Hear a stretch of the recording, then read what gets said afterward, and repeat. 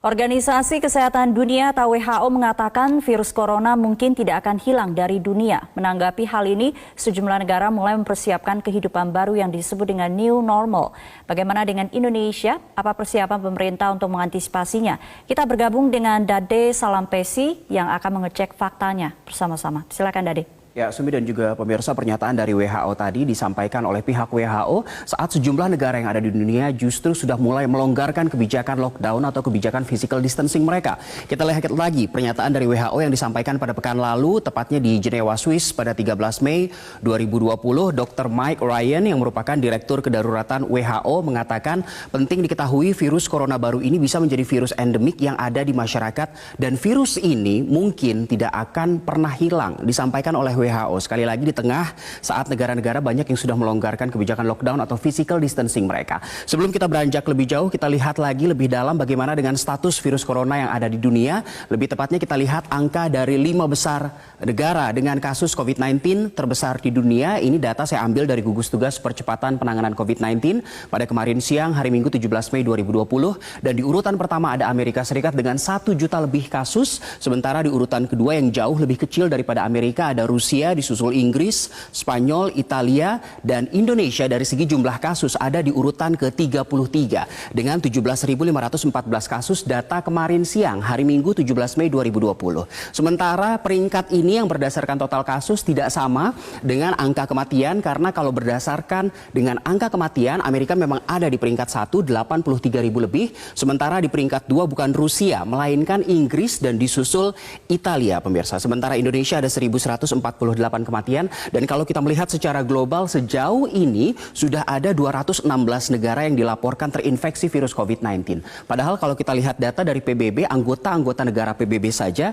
hanya ada 193 negara. Dan secara global sudah ada 4 juta lebih warga dunia yang terinfeksi COVID-19 dan dalam beberapa bulan ini di seluruh dunia sudah ada 302.169 orang meninggal dunia. Ini data secara global, pemirsa, dan kalau kita perhatikan dari 5 besar negara dengan kasus COVID-19 ini, negara Tiongkok yang merupakan negara pertama yang mengkonfirmasi adanya virus corona tidak ada di dalam daftar ini. Begitu juga dengan Korea Selatan, padahal Korea Selatan juga sempat kasusnya tinggi begitu karena kedua negara ini sudah mulai sembuh dari virus corona. Kita lihat informasi grafis berikutnya, pemirsa. Ini adalah sejumlah negara yang sedang menghadapi gelombang kedua COVID-19. Jadi walaupun Tiongkok dan juga Korea Selatan dinyatakan sempat sembuh, tapi ternyata saat ini mereka sedang menghadapi gelombang kedua serbuan virus corona.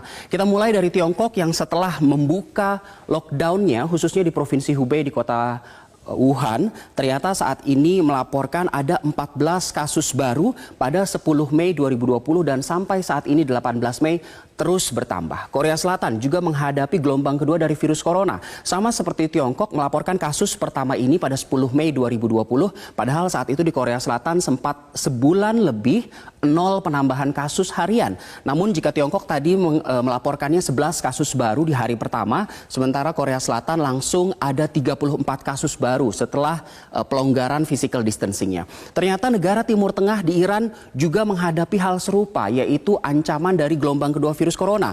Karena warga tidak taat physical distancing, maka angka pertumbuhan virus corona di 3 provinsi di negara Iran meningkat 3 kali lipat. Sekali lagi karena warganya tidak taat physical distancing. Ini informasi grafis tentang negara-negara yang menghadapi gelombang kedua virus corona, dan kita lihat juga informasi grafis karena sekarang saat ini dunia bersama-sama mencari vaksin dari virus corona ini, pemirsa. Sejumlah negara, dalam catatan saya setidaknya ada 11 negara yang sudah melaporkan bahwa mereka mencoba mencari tahu dan mencari vaksin dari virus corona, dan saya meng-highlight 4 di antaranya. Tapi kita lihat dulu negara-negara yang melonggarkan lockdown tadi. Ada Swiss yang lockdown sejak 19 Maret, namun sudah mulai melonggarkan lockdownnya dalam 3 fase.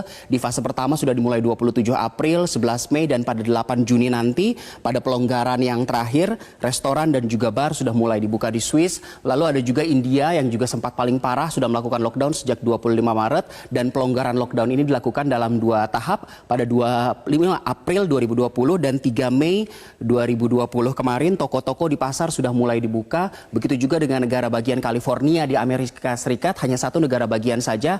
Mereka menyatakan bahwa pada Juli 2020 nanti tahun ajaran baru akan dimulai. Begitupun dengan pelonggaran dari lockdown di negara bagian California ini yang akan dilakukan melalui 4 fase atau secara bertahap. Begitu juga dengan negara tetangga kita Singapura yang sudah mulai dibuka lockdownnya sejak 4 Mei 2020 dan secara keseluruhan negara-negara ini menerapkan kebijakan walaupun lockdown sudah dibuka atau dilonggarkan, tapi kapasitas orang yang masuk ke restoran ataupun bar tetap dibatasi sampai 50%-nya saja.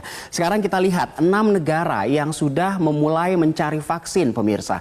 Saya highlight beberapa di antaranya, ada Kanada dan juga ada Tiongkok sendiri dan Inggris. Kanada ternyata sudah mulai melakukan uji coba pencarian vaksin kepada 200 musang. Mengapa musang? Karena musang ini dianggap sistem pernafasannya mirip dengan manusia. Dan sampai saat ini Kanada masih mengharapkan hasilnya pada bulan Mei ini. Artinya proses ini masih berjalan di Kanada.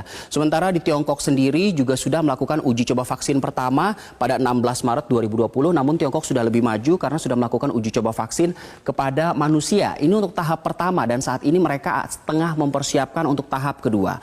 Sementara Inggris juga sudah melakukan uji coba vaksin kepada manusia sama seperti Tiongkok dengan melibatkan akan ada 6.000 sukarelawan dan tahap pertama sudah berjalan dengan melibatkan 510 sukarelawan yang usianya antara 18 sampai 55 tahun. Lalu menyikapi pernyataan WHO tadi bahwa virus corona tidak akan hilang dari dunia dan kita harus mempersiapkan istilah the new normal life atau kehidupan normal yang baru. Bagaimana dengan persiapan di Indonesia? Karena Presiden Jokowi juga sudah mulai memberikan pernyataan resmi pasca WHO mengumumkan hal itu.